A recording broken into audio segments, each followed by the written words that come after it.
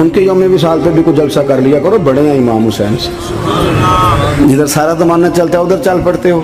حدیث میں جہاں جہاں نام آیا نا، پہلا امام حسن کا ہے، دوسرا امام حسین کا ہے، اور امام حسین کے اپنے جملے ہیں، فرماتے ہیں میرا بھائی نہیں، میرا امام بھی ہے، میرا امام بھی ہے۔ اور آپ فرمایا کرتے تھے میں نے بڑی چیزیں اس حسن سے سیکھی ہیں، جو انہوں نے سیکھا ایک بتاؤں اس میں سے؟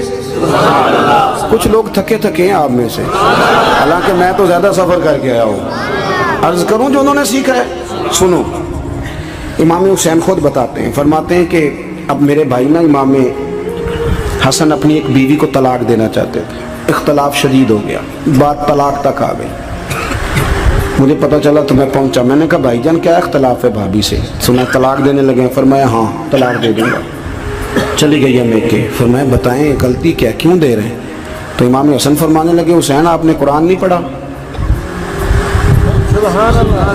میں نے کہا جی پڑھا ہے، بتائیں۔ کہنے لگے اللہ فرماتا ہے ہن لباس لکم وانتم لباس لہن، مرد عورتوں کا لباس ہیں، عورتیں مردوں کا لباس ہیں۔ فرمایا میری بیوی میں کوئی کمزوری ہوگی تو میں پردہ ڈالوں گا کہ دنیا کو بتاؤں گا؟ امام حسین کہتے ہیں میں نے اٹھ کے بھائی کا ہاتھ چوما، میں نے کہا آیت میں نے پہلے بھی پڑھی تھی، تفسیر آج سمجھ میں آئی ہے، تفسیر آج سمجھ میں آئی ہے، میرے بڑے بھائی نے سمجھائی ہے، سمجھ میں آئی۔ کہتے ہیں کچھ دنوں کے بعد امام حسن نے بیوی کو طلاق دے دی، میں پھر آیا اور میں نے کہا میرے شانوں والے بھائی آپ بھی بتا دیں کیا مسئلہ تھا؟ تو کہتے ہیں میرا ماتھا چوما میرے بڑے بھائی نے اور کہنے لگے حسین چھوڑ، وہ غیر محرم بیوی ہے، میں کسی غیر کی باتیں تیرے ساتھ کیا کروں، طلاق دے دی، غیر محرم ہو گئی، اب اس کا ذکر کیا چھیڑنا؟ کہتے ہیں میں سمجھ گیا کہ میرا بھائی قرآن کی اس روح کو جانتا ہے جو حسین تک بھی پہنچ رہی ہے۔ بھائیو امام حسن رضی اللہ تعالیٰ عنہ، آپ کو پتہ ہے یہ کائنات کا وہ عظیم شخص ہے، حسن ابن علی، وہ عظیم ہستی ہے جس نے تاج چھوڑ دیا، تخت چھوڑ دیا، پر نبی پاک کی امت کو جوڑ دیا۔ نبی کریم نے ان کو اپنے ساتھ بٹھا کے کہا تھا، صحیح بخاری میں موجود ہے، کہا یہ میرا بیٹا حسن سید ہے، یا مسلمانوں کی دو جماعتیں لڑیں گی تو یہ صلح کرائے گا۔ حضرت امام حسن نے تخت چھوڑا، تاج چھوڑا، لیکن مسلمانوں کو آپس میں اتنی بڑی قربانی، اتنی بڑی قربانی۔ یہاں تو بھائی چھوٹا سا مسئلہ ہوتا ہے، مسجد میں اچھے بھلے امام صاحب نماز پڑھا رہے ہوتے ہیں، بچے پڑھ رہے ہوتے ہیں، اور مسجد میں تو تقریباً 15-20 چودھری اتوار مسجد میں ہوتے ہیں، تو پنڈ تو نہیں ہیں جی؟ چلو اللہ کا شکر ہے جی، اتنے نہیں تھوڑے نے، چلو اللہ کرے وہ بھی نال ہی رل جائیں، درویشی چنگی چدرا ادا کی کرنا ہے۔ تو ویسے میں نے دیکھا ہے تھوڑی سی جو کسی شہر کی بڑی مسجد ہوتی ہے اس میں 15-20 چودھری ہوتے ہیں، اور مولوی صاحب کی مجبوری ہے سب کی مان کے چلنا، دو کی نہ مانے قاری صاحب، دو کی۔ اب وہ یہ نہیں دیکھیں گے کہ دین کا نقصان ہو رہا ہے، مسجد کا مسئلہ ہے، بچوں کا مسئلہ ہے، ان کو تو ذات کا مسئلہ ہے، میری نہیں مانی لیا تھا چھٹی۔ وہ خدا کے بندو، ہم 2 منٹ کے لیے چدراہٹ نہیں چھوڑتے، دین کا نقصان کر دیتے ہیں۔ امام حسن نے پوری حکومت چھوڑ دی، پوری حکومت۔ اتنا بڑا سخی کم آپ کو ملے گا جو سخاوت کرے اور نبی کی امت کو بچائے صلی اللہ ہو۔ یہ بات بیان نہیں ہوتی، اکثر نہیں ہوتی، شاید پورے کربلا میں آپ نے نہ سنی ہو، اللہ ماشاءاللہ۔ اس کو سمجھے امام حسن۔ اور پھر مزے کی بات، امام حسن بھی شہید ہوئے، انہیں زہر دیا گیا، اور جب وہ شدید بیمار ہو گئے نا، زہر اثر کر گیا، تو امام حسین آئے، بڑے پریشان ہوئے، رو پڑے، کہنے لگے بھائی مجھے بتاؤ کس نے زہر دیا؟ تو امام حسن کہنے لگے حسین مجھے شک ہے ایک شخص پر، لیکن شک ہے بھائی، اگر صرف شک ہے تو میں کسی بے گناہ کو بدنام کیسے کر دوں، تمہیں کیسے نام بتا دوں؟ یہ نامعلوم پرچے کراتے نہیں ہم روز ہی نامعلوم پرچے، جس پہ دشمنی ہے اس کا نام لکھا دو، ختم ہو گئی بات۔ امام حسن کی تربیت ہے، فرمانے لگے جس پر مجھے شک ہے اس کا نام بتا دوں، تو اگر وہ نہیں تو بے گناہ کا ذکر کیسے کر دوں؟ تو امام حسین فرمانے لگے بھائی جان اگر وہی ہوا تو آپ فرمانے لگے اگر وہی ہوا نا تو حسین پھر بھی تو چھوڑ دے، میں نے رب کے سپرد کر دیا، اللہ بہترین انتقام لینے والا ہے۔ اللہ اتنا بڑا حوصلہ سیدہ کے بیٹے کا، شیر کے بیٹے کا، شیروں جیسا کلیجہ، اتنا دل دریا سمندروں ڈونگے، کون دلاں دیاں جانے۔ او بھائی تھوڑا حوصلہ کر، جتن تے ہر کوئی کھیڈے، تو ہارن کھیڈ فقیرہ، اور جتن دا مل کوڈی پیندا ہی ہارن دا مل ہیرا۔ اور کہیں بیک بھی تو ہو نا، کہیں تو درگزر بھی تو کرنا، کہ ہر جگہ چھا کے رہنا ہے، ہر جگہ چھا کے رہنا ہے۔ میرے ایک سنگی ہیں، آپ کو پتہ ہے یہ جو اسٹیج پہ بیٹھنے والے لوگ ہوتے ہیں نا، یہاں تو اچھے اچھے لوگ بیٹھے ہیں، میری طرح کے جو لوگ جو اسٹیج پہ بیٹھنے کا عادی ہو جاتا ہے وہ نیچے بیچارہ بیٹھ بھی نہیں سکتا، یہ مسئلہ ہو جاتا ہے۔ میں اکثر کہتا ہوں کہ کبھی نیچے بیٹھ کے تو دیکھو کیا فرق ہوتا ہے۔ اگر کسی بندے کی کوئی شان ہے تو وہ جو سب سے پیچھے بیٹھا ہے اس کی شان ویسی کی ویسی ہے، کوئی کمی آ جائے گی؟ کچھ بھی نہیں۔ مجھے ذاتی طور پر دیانتداری سے کہتا ہوں، مسجد میں بیٹھا ہوں، جب میرے آنے پہ لوگ نعرے لگاتے ہیں مجھے تکلیف ہوتی ہے۔ میں کہتا ہوں یار نبی پاک کی نعت چل رہی تھی، اس کا ادب زیادہ ہے یا اجمل قادری کا ادب زیادہ ہے؟ چھوڑیں آپ، جو آیا ہے وہ بیٹھ جائے گا، ختم ہو گئی بات۔ اور ویسے بھی جو لوگ جلسوں کے لیے محنت کرتے ہیں نا، بیچارے اشتہار لگاتے ہیں، مسجد کی صفائی کرتے ہیں، جو لنگر پکاتے ہیں، وہ تو اسٹیج پہ آتے نہیں، حالانکہ زیادہ ثواب تو ان کو ملتا ہے، وہ تو پیچھے چھپے ہوتے ہیں۔ میں کئی دفعہ مجھے پتہ چل جائے نا اس کارکن نے زیادہ کام کیا اس جلسے کے لیے تو میں اس کے کان میں کہتا ہوں میرے لیے بھی دعا کری، اس لیے کہ تو نے محنت کی ہے، تیرا اجر اور ہے۔ ہم تو شان سے آئے بیٹھے اور چھٹی کر گئے۔ بھائی تھوڑا پیچھے بھی دیکھے، نبی کریم کے پورے خاندان کی قربانیاں، پورے خاندان۔ دوپہر کو کھانا نہ پکا ہو تو ہمارے بچے موبائل توڑ دیتے ہیں، اور شام کو مرضی کا نہ پکا ہو تو واک آؤٹ کر جاتے ہیں، کہتے ہیں لے آؤ پیسے پھر برگر لے آئیے، میری مرضی کا نہیں پکا۔ سیدہ فرماتی ہیں میرے گھر میں مہینہ چولہا نہیں جلا، مہینہ چولہا۔ 3 روزے رکھے سیدہ فاطمہ نے، مولا علی نے، امام حسن نے، امام حسین نے، اور تینوں دن افطار کے وقت فقیر مانگنے آ گیا تو کھانا وہاں دے دیا۔ آپ کا کیا خیال ہے جو بے صبرہ آدمی ہو وہ کربلا میں جا کے لڑے گا؟ جس کو عادت ہی نہ ہو بچپن سے ٹھہرنے کی وہ لڑے گا؟ جو ذرا سی بات پہ ڈگمگا جاتا وہ لڑے گا؟ اسٹیج پہ نہیں بٹھایا تو لڑ پڑے وہ لڑے گا؟ او خدا کے بندو، بڑا حوصلہ چاہیے، بڑا ظرف چاہیے۔ امام علی مقام کا ایک قد ہے، ان کا ایک وقار ہے، ان کا ایک حسن ہے۔ امام حسین رضی اللہ تعالیٰ عنہ نے 25 حج کیے ہیں مدینے سے مکے پیدل جا کے، دونوں بھائیوں نے۔ ہر روز 10 سپارے قرآن پاک کے امام حسین پڑھتے تھے۔ حضرت عبداللہ ابن زبیر کہتے ہیں میں سیدہ فاطمہ کے بیٹے حسن اور حسین سے جب بھی ملا ہوں دونوں بھائیوں نے روزہ رکھا ہوا ہوتا تھا۔ انہوں نے اپنی زندگی تقوی سے گزاری، پرہیزگاری اور سخاوت۔ سبحان اللہ۔ پتہ ہے سخی مالدار نہیں ہوتا، حضور نے فرمایا بندہ دل کا غنی ہوتا ہے۔ مالدار تو بندہ بنتا ہی تب ہے جب پیسے جمع کرے، سخاوت کرنے سے تھوڑی مالدار بنے گا۔ اس لیے درویش کہتے ہیں مالا والے سخی نہیں ہوں، سخیاں کل مال نہیں ہوں۔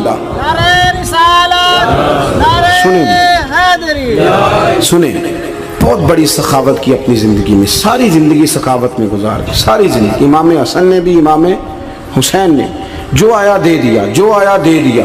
ہزاروں دینار آتے۔ ایک دن ایک فقیر مانگنے آ گیا تو امام حسن حسین دونوں تھے، کہنے لگا میں نے سنا بڑے لاجپال ہو، غریب ہو، مہربانی ہو جائے۔ فرمایا بیٹھ جاؤ رزق آنے والا ہے۔ تھوڑی دیر گزری تو 3000 دینار آئے۔ ویسے میرے کو 3 لاکھ روپیہ ہوتے مسیطے کنے دینے چاہیے؟ میں اپنا پہ پوچھنا، تو اڑا تے پوچھیا ہی نہیں، میں مشورہ پہ لینا۔ 3 لاکھ جو میرے کو ہوتے مسیطے کنے دینے چاہیے؟ تسی ظاہر ہے ان کو دیانتداری والا مشورہ ہی دینا ہے نا، جی نہیں کرنا جو ہی دسنا دینا۔ کتنا 1000؟ ہاں میں کبھی کبھی پیار سے بات سناتا ہوں۔ ایک سنگی میرے پاس آیا، کہنے لگا سب دعا کرو اللہ میں پیسے دے میں وہ راج دیاں گا۔ میں کہ یا اللہ نے 10 کروڑ دے، 9.5 کروڑ تیرے راج دے چھڑے گا۔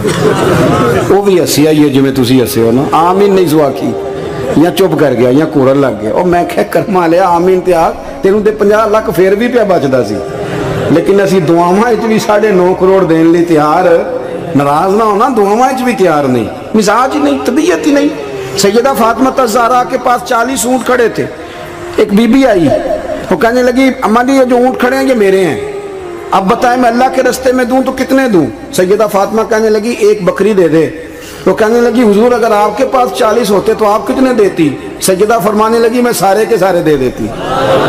تیرے لیے مسئلہ اور ہے، میرے لیے فتویٰ اور ہے، سارے دے دے۔ 3000 دینار آئے امام حسن اور حسین کے پاس، فقیر بیٹھا ہے۔ فقیر کہتا ہے میرے دل میں خیال تھا کہ 5-10 دے دیں تو میری موت بن جائے گی، پر مجھے نہیں پتا تھا کہ اتنے سخی گھرانے کے پاس آیا ہوں۔ 5-10 دے دیں تو موت بن گئی۔ کہتے امام حسن نے 3000 دینار میری ہتھیلی پہ رکھے، اور میرا ماتھا چوم کے کہنے لگے یار میرا تو خیال تھا کہ تیرے انتظار پر تجھے کچھ ملے گا، پر یہ رکھ لے، مجھے پتہ ہوتا کہ تجھے اتنا ملنا ہے تو میں تجھے انتظار نہ کراتا۔ جلدی دے، خود بھیک دے، خود ہی کہے منگتے کا بھلا ہو۔ اپنی زندگی نفاست سے گزاری اہل بیت، قربانی دے کے گزاری۔ مولا علی شیر خدا نے اپنی زندگی ساری 9 سال کی عمر تھی جب کلمہ پڑھا تھا، 9 سال۔ حضور نے سب گھر والوں کی دعوت پکائی، اور جب سب لوگ آ گئے سارے خاندان والے، تو فرمایا میں اللہ کا نبی ہوں، کون کون میری مدد کرے گا؟ آپ کو پتہ ہے نا کہ جب مشکل وقت آتا ہے نا، یہ تو تب پتہ چلتا ہے نا ساتھ کون چلتا ہے۔ امیر آدمی ہو نا جس کے پاس 10 کروڑ روپیہ ہو، اور وہ اپنے مکان کا تیسرا لینٹر ڈالنے لگے نا، تیسرا، تو سارے بڑے بڑے لوگ آ کے پوچھتے ہیں چودھری صاحب کوئی ضرورت ہوئی تو بتانا، پیسے پوچھے۔ تو غریب آدمی کی چھت گر جائے تو اسے کوئی بھی نہیں پوچھتا، بلکہ جن سے تعلق ہوتا ہے وہ بھی موبائل بند کر لیتے ہیں، وہ کہتے ہیں اب اس نے واپس کیسے کر دیں۔ حضرت مولا علی اس زمانے میں جب سام سونگ گیا سب کو، حضور نے فرمایا کون کون میرے ساتھ چلے گا؟ روٹی بھی کھا لی، گھر بھی آ گئے، صادق اور امین بھی کہہ دیا، جب کا چلے گا کون کون؟ چپ کر گئے۔ تو حضرت علی کہتے ہیں جب میں نے حضور کے چہرے پر ذرا پریشانی دیکھی نا، یہ چلتے کیوں نہیں؟ تو آپ فرماتے ہیں کہ ابھی میں کھجور کھا رہا تھا، کرتا لمبا پہنا ہوا تھا، سب سے پیچھے بیٹھا تھا، اور حضرت علی کا قد بھی درمیانہ تھا۔ آپ فرماتے ہیں میں اٹھا اور کھجور ابھی میرے منہ میں تھی، جھٹ پٹ میں نے اسی طرح نکال کر جیب میں ڈال، اور میں پنجوں کے بل کھڑا ہو گیا، دونوں بازو کھڑے کر کے کہا حضور یہ نہیں بولتے تو نہ بولے، انا ناصرو کا یا رسول اللہ، انا حافظو کا یا رسول اللہ۔ حضور آپ جہاں جہاں کہیں گے علی آپ کا مددگار بنے گا، دین کی مدد کرے گا، اور اگر آپ تک کوئی آئے گا تو علی آپ کی حفاظت کرے گا۔ 9 سال کی عمر میں چلے علی دین کی نوکری کے لیے، پھر بدر میں بھی پہلی صف میں، احد میں بھی پہلی صف میں، خندق میں بھی پہلی صف میں۔ ایک جنگ میں حضور نے کہا علی تو رہ جا، اس دفعہ رہ جا، تو عرض کی رو پڑے حضرت علی، دلیر آدمی تھے، رو پڑے، کہنے لگی حضور آپ مجھے بچوں اور عورتوں کے پاس چھوڑ کے جا رہے ہیں؟ حضور مجھے لے چلے، میں میدان کا زندگی ساری گزار دی، ساری زندگی گزار دی، اپنے زمانے میں آپس کا اختلاف بھی دیکھا، ساری زندگی شیر خدا نے دین کو دے دی۔ کوفے کی جامع مسجد میں 21 رمضان کو جب حضرت علی کو خنجر لگا نا، تو تاریخ میں جملہ محفوظ ہے، خنجر لگا نا جب، وہ 9 سال کی عمر میں یاری لگائی، 63 سال عمر ہو گئی، جب خنجر لگا تو کہنے لگے فزت برب الکعبہ، مجھے رب کعبہ کی قسم آج کامیاب ہو گیا ہوں، پانی پرن سہیلیاں تے رنگا رنگ کڑے، اسی پریا اس دا جانیے جس دا توڑ چڑھے۔ کہا دیکھو بھائی میں آج کامیاب ہو گیا، میں کامیاب ہو گیا، وہ جو میں نے کہا تھا حضور میں ساتھ رہوں گا، تے لے سجنا سا توڑ نبھائی، جان دیتی راہ تیرے، دے دیا ہر چیز دین کو دے دی۔ کون سی پراپرٹی چھوڑ کے گئے پیچھے؟ کون سا نظام بنا کے گئے؟ حضرت امام حسین رضی اللہ تعالیٰ عنہ، یہ حضور کی اولاد پاک ہیں، پیروں کو نا تھوڑی مٹی لگ گئی، عمر جوانی کی تھی، داڑھی مبارک ساری سیاہ تھی، کالی تھی۔ حضرت ابو ہریرہ ان سے سالوں بڑے تھے، امیر المومنین فی الحدیث۔ حضرت ابو ہریرہ نے دیکھا کہ امام حسین کے مقدس قدموں کو مٹی لگ گئی۔ کسی سے بھی کہا جا سکتا تھا ذرا امام صاحب کی توجہ کرانا، یہ ذرا مٹی اتار دینا، لیکن حضرت ابو ہریرہ جھٹ سے اٹھے، اپنی پگڑی کھولی، اس کا پلو لیا اور حضرت امام حسین کے پیروں سے مٹی صاف کرنی شروع کر دی۔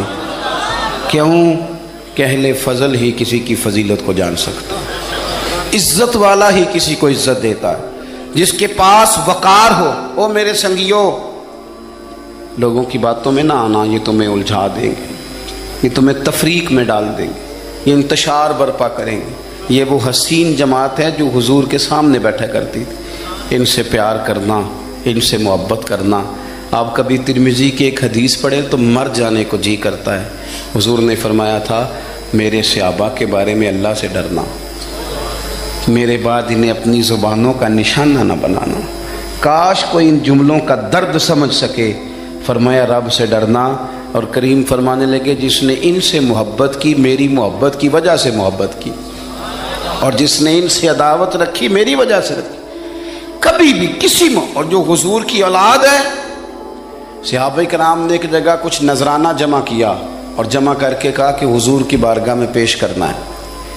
اخراجات بہت زیادہ ہیں اور ظاہری وسائل اس ترتیب سے نہیں ہیں. یہ نذرانہ ہر مہینے پیش کرنا ہے. جب وہ لے کے حضور کی بارگاہ میں گئے نا تو اللہ نے قرآن نازل کر دیا.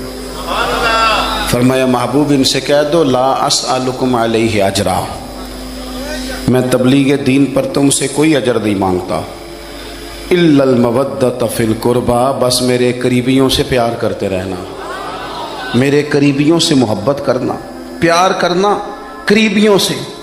یہ علی المرتضیٰ ہیں، یہ فاطمہ ہیں، یہ ان کا خاندان ہے، یہ ختیجہ ہیں، یہ عائشہ ہیں، یہ میمونہ ہیں، یہ حفصہ ہیں. ان سے پیار کرنا، میرے قریبیوں سے محبت کرنا. ہمارے دلوں میں حضور کی اولاد کا پیار ہونا چاہیے، طبیعتوں میں احترام ہونا چاہیے. ہمارا مزاج، ہمارا دل ان کے لیے دھڑکنا چاہیے. ہمارے لہجے، ہمارے انداز ہمیشہ ان کے حق میں نرم ہونے چاہیے. میں کہہ چکا ہوں سید کا صرف عقیدہ ٹھیک ہونا شرط ہے، باقی آپ تحقیق اور تفتیش میں نہ پڑیں، وہ جانے رب جانے.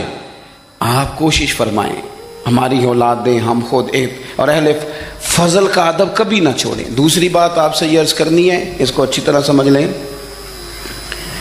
کہ قومیں اپنے اسلاف سے بڑی ہوتی ہیں. ہمیشہ بڑا ہم ہوتا ہی وہ ہے جس کا کوئی بڑا ہوتا ہے، جس کا کوئی بڑا نہیں ہوتا وہ کبھی بھی بڑا. یہ کچھ عرصے سے ٹرینڈ چلا ہے، اگرچہ یہ درست نہیں ہے. آپ کسی سنار کی دکان پہ جائیں تو اس نے اپنے پیچھے نا اپنے والد صاحب کی اور دادا کی فوٹو لگائی ہوتی ہے. حکیم کی دکان پہ چلے جائیں، کپڑے والی دکان پہ چلے جائیں تو اس نے پیچھے اپنے دادا کی، والد کی فوٹو لگائی ہوتی ہے. اگرچہ یہ درست نہیں، تصویریں نہیں لگانی چاہیے. تصویریں ان کے کیا، پیروں کی بھی نہیں لگانی چاہیے. جہاں تصویر ہوتی ہے وہاں نماز کیسے پڑھی جائے گی؟ فرشتہ رحمت کا نہیں آئے گا. یہ تو اب ایک ضرورت بن گئی. تو اب ضرورت کیا، اب تو خیر نفسیاتی مسئلہ بن گیا ہمارا. یہ نفسیاتی مسئلہ ہے. یعنی سلام بعد میں فوٹو پہلے. یعنی سیانے سیانے لوگ، اور یہ ہمیں ایسے کھیل تماشے میں لگایا گیا ہے کہ میں ڈھیر سارے لوگوں پر غور کرتا ہوں، پھر ان کے لیے دعا کرتا ہوں کہ یا اللہ ان کی مدد فرما. یعنی اس طرح کی حالت ہے کہ وہ زندہ ہی موبائل کے اندر ہے. ہر چیز ہی. مجھ سے ایک دفعہ ایک صاحب نے پوچھا مولوی آج کل بڑے لڑ رہے ہیں. میں نے کہا وہ 4-5 ہے جن کو آپ ٹی وی موبائل پہ دیکھتے ہیں. آپ میرے ساتھ آئیں، میں آپ کو 20 اور سینکڑوں شیخ الحدیث بتاتا ہوں جو سکون سے بیٹھ کر رسول اللہ کا دین پڑھا رہے ہیں. تو آپ مسئلہ صرف یہ ہے کہ ہم نے کل زندگی وہ سمجھ لی ہے جو موبائل کے اندر ہے. بہرحال وہ تصویر لگائی ہوتی ہے سنار نے بھی اور حکیم نے بھی اور ڈاکٹر نے بھی اور بہت سارے لوگوں نے کہ جناب اب یہ جو تصویر لگاتے ہیں تو اس کے پیچھے پوری حکمت ہوتی ہے. آپ ان سے پوچھتے ہیں یہ فوٹو کیوں لگائی ہے تو وہ کہتے ہیں ہم یہ بتانا چاہتے ہیں کہ یہ کام آج نہیں ہم نے شروع کیا، ہمارا شجرہ پرانا ہے. ہمارے باپ دادا سارے یہی کام کرتے تھے، ہمارا خاندانی ورثہ ہے. وہ ثابت یہ کرنا چاہتے ہیں کہ ہم پیچھے سے ہمارا ایک سلسلہ آ رہا ہے. ساری دنیا اپنے اکابرین کو، اسلاف کو، بڑوں کو ان کے زور پر بڑا ہونا چاہتی ہے. یہاں کچھ لوگ ایسے آئے ہیں جن کے نزدیک معاذ اللہ صحابہ ہی ٹھیک نہیں تھے، اہل بیت ہی ٹھیک نہیں تھے. آپ اپنی سند کیسے مضبوط کریں گے؟ اگر وہ اولین جو حضور کے سامنے بیٹھتے تھے وہی ٹھیک نہیں تھے تو پھر ان سے ہو کے جو دین آگے آیا اس کو تم کیسے ٹھیک مانو؟ ساری چیزوں کو مشکوک کرنا چاہتے ہیں. ہمارے بزرگوں نے، امام بخاری نے، امام مسلم نے محنت کر کے حدیثیں تلاش کی، اصول بیان کیے کہ یہ حدیث صحیح ہے، متواتر ہے، حسن ہے، ضعیف ہے، کیا ہے. اس کے اصول اور قاعدے بیان کیے. اور جب انہوں نے خود پوری تحقیق کی، آپ تھوڑی سی، آپ مشکل بات نہیں کر رہا، تھوڑی سی آپ غور کریں گے، انہوں نے سینکڑوں میل کا سفر کیا، گھوڑوں پہ، پیدل، اونٹوں پہ، ریسرچ کر کے بتایا کہ یہ حدیث بالکل درست ہے، اپنی سند کے اعتبار سے، متن کے اعتبار سے یہ متواتر درجے کی ہے. انہوں نے پوری ریسرچ کی. پھر غور کریں کیا کہہ رہا ہوں، جب پوری تحقیق کر لی تھی تو پھر انہیں کہنا چاہیے تھا نا یہ نبی پاک نے فرمایا ہے. کہنا چاہیے تھا نا کہ یہ حضور نے فرمایا، ہماری تحقیق ہے، حدیث درست ہے. لیکن کسی نے بھی ڈائریکٹ نہیں کہا. انہوں نے جب بھی کہا کہنے لگے حضرت عبداللہ ابن عمر فرماتے ہیں کہ حضور نے یوں فرمایا. حضرت انس بن مالک فرماتے ہیں کہ حضور نے یوں فرمایا. حضرت جناب سیدنا سیدہ عائشہ صدیقہ فرماتی ہیں یوں حضور نے فرمایا. حضرت ابو ہریرہ فرماتے ہیں یوں حضور نے فرمایا. انہوں نے نا پہلے اس صحابی کا نام لیا جنہوں نے وہ بات اپنے سینے میں محفوظ کی. کیا بتایا انہوں نے ہمیں کہ ہم دنیا گھوم آئے ہیں, ریسرچ کر آئے ہیں, تلاش و بسیار کے بعد اس نتیجے پہ پہنچے ہیں کہ دین کا اصل فیض وہی ہے جو صحابہ اور اہل بیت کے سینوں سے ہو کے امت کو نصیب ہوا ہے. اصل فیضان وہ ہے جو وہاں سے ہو کے آیا ہے. تو ایک بات تو یہ کہ اہل فضل کی عظمت, اور دوسری بات کہ اپنے اکابرین کے ساتھ جوڑ کے رہنا, اور تیسری بات حضرت سیدنا امام حسین, حضرت امام حسن رضی اللہ تعالی عنہما, ان دو شہزادوں سے نا نبی پاک صلی اللہ علیہ وسلم نے جو محبت فرمائی ہے نا وہ بھی بڑی قابل دید ہے. حضور نے جو ان سے پیار کیا ہے. کچھ لوگ ایسے ہوتے ہیں کہ جن سے انسان جب پیار کرتا ہے, محبت کرتا ہے, تو وہ بات نا دور دور نکل جاتی ہے, بات پھیل جاتی ہے. ان کے ساتھ نا میرے نبی پاک کا خصوصی لگاؤ ہے. اس کا مطلب یہ نہیں کہ ہر نانا ہی اپنے نواسے سے پیار کرتا ہے, یہ معنی نہیں. رسول پاک علیہ السلام جو کام بھی کرتے ہیں اللہ کی وحی کے ساتھ کرتے ہیں. حضور کا ہر کام وحی خدا ہے, اپنی مرضی سے حضور کوئی کام نہیں کرتے. تو نبی پاک نے جو بھی کیا ہے وہ امت کے لیے نمونہ ہے. حسنین کریمین سے جو حضور کا پیار ہے, جو نبی پاک علیہ السلام کی ان کے ساتھ والہانہ محبت ہے. اعلیٰ حضرت بریلوی نے حدیث لکھی ہے, راوی حضرت عثمان غنی ہے رضی اللہ تعالیٰ عنہ. حضور سید عالم صلی اللہ تعالیٰ علیہ وآلہ وسلم نے نا گھر میں پیغام بھیجا, فرمایا فاطمہ سے کہو ذرا حسن حسین کو تو بھیجے. یہ سارا دن ہی حضور کے پاس رہتے ہیں, سارا دن ہی, لیکن وہ جو والہانہ پن ہے, جو محبت ہے, جو ان کے ساتھ محبوب کا خاص لگاؤ ہے, سیدہ سے کہو ذرا شہزادوں کو بھیجے, تھوڑی سی دیر ہو گئی آنے میں. اعلیٰ حضرت فرماتے ہیں یوں لگتا جیسے سیدہ فاطمہ کپڑے نہیں ماں بدلنے لگتی بچوں کے, خوشبو نہیں لگانے لگتی, تھوڑی تیاری میں دیر ہو گئی تو محبوب نے نظریں جمائی ہیں اس حجرے کی طرف جہاں سے امام حسن اور حسین نے آنا ہے. رحمت کے عجب ہی جھمیلے ہیں, حسنین یہاں پر کھیلے ہیں. تو دونوں شہزادوں جب دروازہ کھلا تو حضرت عثمان غنی کہتے ہیں بچے جب نکلے نا دونوں, تو یہ کوئی 10 15 50 100 میل دور سے تھوڑی آ رہے ہیں, تو یہیں رہتے ہیں. محبوب کے قرب خاص میں انہیں سایہ کرم ہر وقت نصیب ہے. لیکن نبی کریم علیہ السلام کا جو والہانہ پن ہے, جو ان کے ساتھ حضور کا رشتہ محبت ہے, جیسے ہی دونوں شہزادے آئے, حضرت عثمان غنی فرماتے ہیں محبوب نے مقدس گھٹنے زمین پہ رکھ دیے اور دونوں بازو کھول دیے. ایک شہزادہ اس سینے سے لگ گیا, اس کندھے سے, ایک اس کندھے سے لگ گیا. اور پہلے بھی حضور پیار کرتے تھے, پر آج تو رخ ہی بدل گیا بات کا. اللہ کے پیارے حبیب علیہ الصلوۃ والسلام فرمانے لگے اے اللہ, یہ دونوں شہزادے کندھے سے لگے ہوئے, حضور فرمانے لگے اے اللہ میں ان دونوں سے محبت کرتا ہوں, تو بھی ان سے محبت فرما.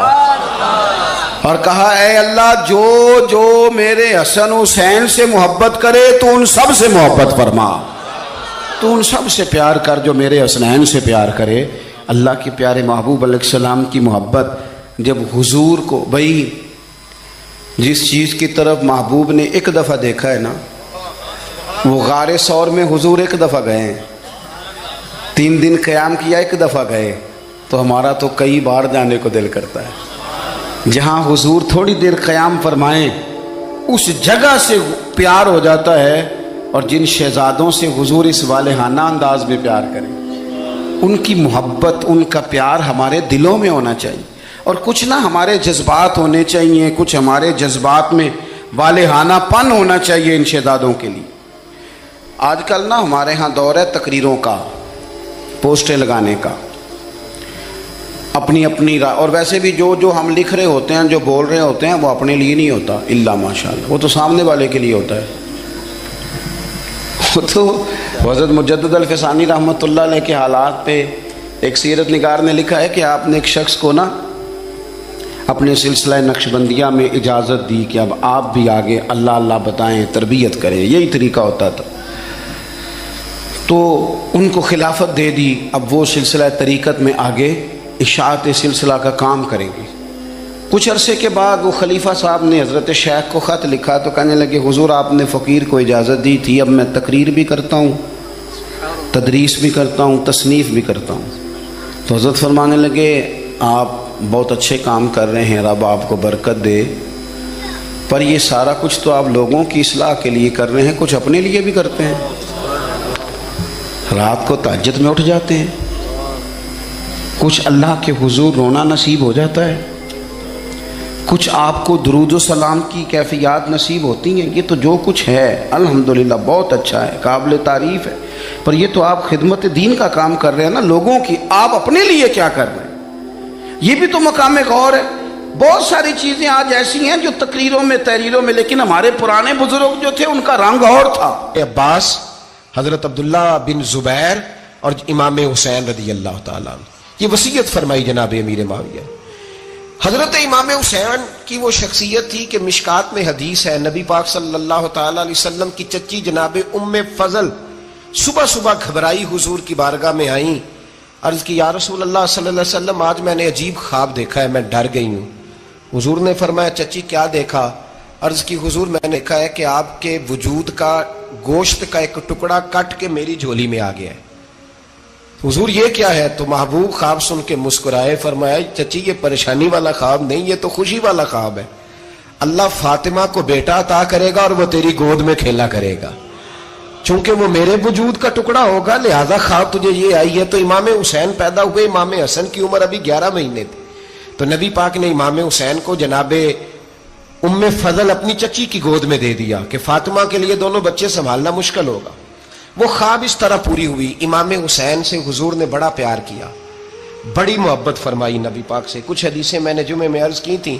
حضرت ابو ہریرہ رضی اللہ تعالیٰ عنہ کہتے ہیں یہ واحد بچہ تھا حضور کے گھرانے کا کہ میں نے دیکھا کہ نبی پاک صلی اللہ علیہ وسلم بیٹھے تھے تو یہ حضور سے کہہ رہے ہیں، نبی پاک سے کہ نانا جی اٹھ کے کھڑے ہو.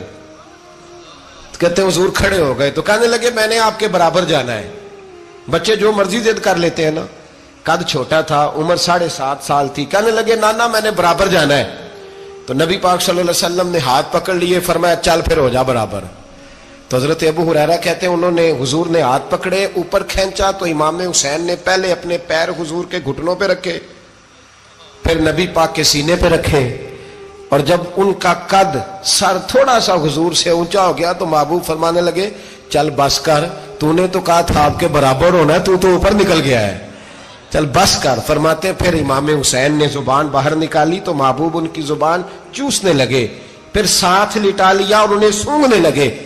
تو میں نے عرض کی حضور آپ حسین کو سونگتے کیوں ہیں؟ تو فرمایا ابو ہریرہ مجھے حسین کے وجود سے جنت کی خوشبو آتی ہے، مجھے حسین کے وجود سے جنت کی. ایک دن حضور گزر رہے تھے. اصل اس طرح تھا کہ یہ نبی پاک کا حجرہ تھا. جن لوگوں کو اللہ نے مدینے کی زیارت کرائی ہے وہ جان سکتے ہیں نبی پاک کا حجرہ تھا. تو حضور کے حجرے کی اس جانب یعنی مسجد کی جو بالکل سیدھ ہے اس کی بیک میں سیدہ فاطمہ رہتی. تو حضور اکثر نہ نماز کے لیے جب نکلتے تو حضرت فاطمہ کے حجرے کے پاس سے ہو کر دوبارہ محراب میں جاتے. محبوب حجرے کے پاس سے گزرے تو امام حسین رو رہے تھے. تو حضرت فاطمہ نے کسی بات میں جھڑک دیا تو امام حسین رونے لگے. تو نبی پاک نماز کے لیے گئے تو واپس لوٹ آئے اور واپس تشریف لا کے کہا فاطمہ حسین کو کیا ہوا؟ عرض کی یا رسول اللہ تنگ کر رہے تھے میں نے ڈانٹ دیا ہے. کیا خوبصورت جملے ہیں حدیث پاک میں. سرکار نے فرمایا فاطمہ اس کو حسین کو نہ رونے نہ دیا کر، یہ جب روتا ہے نا تو میرے دل کو تکلیف ہوتی ہے. تو بی بی صاحبہ کہتی ہیں یہ حکم آیا نبی پاک کا میرے نام، پھر میں نے ڈانٹنا چھوڑ دیا. یہ ان کے فضائل تھے کم. ان کی تربیت خود نبی پاک نے فرمائی، خود ڈیوٹی. میں کسی منطق کا میں اب تو اللہ تعالیٰ معاف کرے، پہلے ہم لوگوں کو کہتے تھے فلانی مجلس میں نہ جانا فلانی، اب تو مصیبت بن گئی ہے، جانے کی ضرورت نہیں، ہر شے موبائل میں آ گئی. مجھے بھیجتے ہیں کہتے ہیں حضرت صاحب یہ ذرا سننا، یہ ذرا سننا. کل کراچی سے کچھ مہمان آ گئے تو اب بچوں نے وہ کلپ سنبھال کے یہ مولوی دیکھو کیا کہتا ہے. اب آیتیں پڑھی جا رہی ہیں قرآن پاک کی، اتنا ٹکڑا یہاں سے لیتے ہیں، اتنا ٹکڑا یہاں سے لیتے ہیں اور ملا کے پتہ نہیں کون سا مکسچر بنا رہے ہیں. کسی آیت کا ترجمہ نہیں، کوئی واضح حدیث نہیں، ایسے ہوا ہوگا، پھر اس کو اس سے جوڑ لیں تو کیا بنتا ہے، اتنی جمع کر لیں۔ یہ کون سا دین ہے جو توڑ مروڑ کے بیان کر رہے؟ کون سا مذہب ہے؟ دین تو واضح کھلی کتاب ہے۔ اب ہمارا یہ شوق ہے، ہم ہر تماشا دیکھنا چاہتے ہیں، ہم اپنے لوگوں کی قدر نہیں کرتے اور بڑی بڑی دور جا کے ہم غلط معاملات میں جاتے ہیں، پھر ذہن ہمارے شکوک کا شکار ہوتے ہیں۔ ہمیں سمجھنا چاہیے کوئی ایسی کسی دلیل کی ضرورت نہیں ہے، جب ان کے واضح چیزیں ان کی کتابوں میں موجود ہے، حدیث میں موجود ہے، قرآن مجید میں ان کے فضائل کھل کے موجود ہے، تو دور جانے کی کیا ضرورت؟ حضور ان کی ٹریننگ کراتے تھے۔ پہلی بات تو یہ ہے کہ نبی پاک نے دعا مانگی تھی، یا اللہ میرے گھر والوں کو زیادہ روزی نہ دینا، انہیں ایک وقت روٹی دینا، ایک وقت کی بھوک دینا۔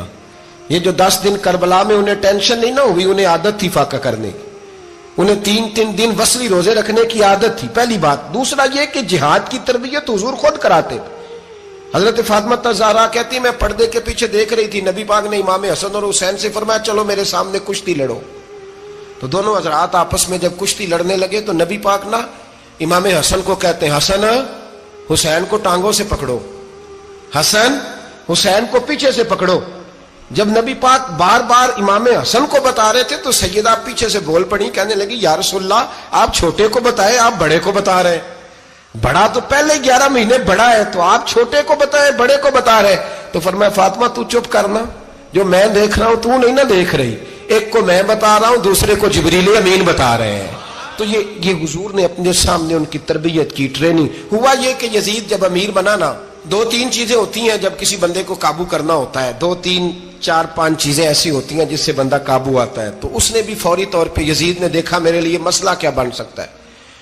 ولید بن عتبہ اس وقت مدینے کا گورنر تھا، یزید نے اس کو خط لکھا کہ امیر عرب کا رواج آج بھی ہے کہ جب تک نئے خلیفہ کی بیعت نہیں ہو جاتی پرانے کے انتقال کی خبر ہی نہیں دیتے، اس کو رکھے رکھتے ہیں، یہ ان کا طریقہ ہے۔ وہ کہتے ہیں کہ ولی عہد اچھی طرح قبضہ کر لے پھر بتائیں گے۔ حضرت امیر معاویہ کا وصال ہو گیا، بتایا نہیں۔ یزید نے اب کیا کیا، کیونکہ بڑا چلاک آدمی تھا، بڑا شاطر تھا، بڑا تیز تھا، اس نے ولید کو خط لکھا، کہنے لگا کہ فوری طور پہ عبداللہ ابن عباس کو بلاؤ اور اسے کہو میری بیعت کریں۔ یہ جو بیعت ہوتی تھی نا، یہ بھی سن لے کیا ہوتی تھی، یہ بیعت حلف ہوتا تھا کہ میں اللہ رسول کے نام پہ حلف دیتا ہوں کہ میں یزید کی اطاعت کروں گا، میں اس کے خلاف کوئی بغاوت نہیں کروں گا، کوئی یہ بیعت لوگ سمجھتے ہیں کہ بس ہاتھ پکڑنے کا نام بیعت تھا۔ اس بیعت کا متبادل جمہوری ملکوں کے اندر ووٹ آیا ہے، تو کہا بیعت کریں، حضرت عبداللہ ابن عباس کو بھی بلاؤ، عبداللہ بن زبیر کو بھی بلاؤ، امام حسین کو بھی بلاؤ۔ امام حسین آدھی رات کے وقت بیٹھے تھے مسجد نبوی میں، چونکہ 5 نمازوں کی آپ امامت کرتے۔ امام حسین نماز پڑھا کے عشاء کی بیٹھے تھے، جناب عبداللہ بن زبیر۔ عبداللہ بن زبیر کون تھے؟ یہ نبی پاک صلی اللہ علیہ وسلم کی پھوپھی پوتے تھے اور جناب صدیق اکبر کے نواسے تھے، حضرت عبداللہ بن زبیر۔ اور جناب زبیر بن عوام عشرہ مبشرہ صحابی ہیں، ان کے بیٹے تھے، بہت زیرک آدمی تھے، یہ بھی امام حسین کے پاس بیٹھے تھے۔ عبداللہ ابن عباس بھی تھے جو حضور کے چچا کے بیٹے ہیں، اس امت کے پہلے مفسر ہیں قرآن پاک، یہ لوگ بیٹھے تھے۔ تو ولید نے ایک بندہ بھیجا، اس نے آ کے کہا جناب آپ کو گورنر صاحب نے بلایا ہے۔ تو عبداللہ بن زبیر کہنے لگے حسین اس وقت بلانے کی بات سمجھ میں نہیں آئی۔ تو امام حسین بڑے بصیرت والے تھے، اللہ نے بصیرت دی تھی، کہنے لگے عبداللہ آپ کو سمجھ نہیں آئی، مجھے سمجھ آ گئی ہے، امیر معاویہ وصال کر گئے، اور یہ ہمیں جو بلایا گیا ہے نا یہ یزید کی بیعت کے لیے بلایا گیا ہے۔ تو کہا پھر آپ آدھی رات کو نہ جائیں، آپ کے لیے خطرہ ہوگا۔ تو امام حسین فرمانے لگے خطرہ حسین کو نہیں ہوتا، نہیں کہا پھر بھی آپ مہربانی کریں ذرا احتیاط سے جائیں۔ تو جناب عبداللہ ابن زبیر نے، عبداللہ ابن عباس نے 14 بندے نیزے دے کے تلواریں دے کے امام حسین کے ساتھ بھیجے، اور کہا کہ امام حسین اگر اس نے کوئی غلط ملت بات کی نا، زبردستی بیعت کرنے کا کہا، تو آپ بس کوئی ایک بات اونچی آواز میں کر دینا، یہ سپاہی پیچھے آ جائیں گے۔ امام حسین ان 14 بندوں کو لے کے گورنر ہاؤس پہنچ گئے۔ جب آپ وہاں پہنچے اس نے بتایا، اس نے کہا جی حضرت امیر معاویہ انتقال کر گئے اور آپ نے یزید کی بیعت کرنی ہے۔ تو امام حسین فرمانے لگے میں چھپ کے بیعت نہیں کروں گا، مجمع لگاؤ، جمعے والے دن اعلان کرو، جو طریقہ ہے حضرت ابوبکر صدیق کا، جو طریقہ ہے حضرت عمر فاروق کا، جو انداز حضرت عثمان غنی کا ہے، جو مولا علی کا ہے، سر عام اعلان کرو، اگر ساری دنیا یزید کی بیعت کرے گی تو میں بھی تیار ہوں۔ تم مجھ سے بیعت لے کے پھر لوگوں کو بتانا چاہتے ہو کہ حسین بیعت ہو کر رہے ہیں تو تم کیوں نہیں کر رہے؟ میں عام آدمی نہیں ہوں لہذا چھپ کے بیعت نہیں کرتا. جب یہ بات کی نا تو ولید بڑا نرم دل تھا اور امام حسین کی شان کو جانتا تھا.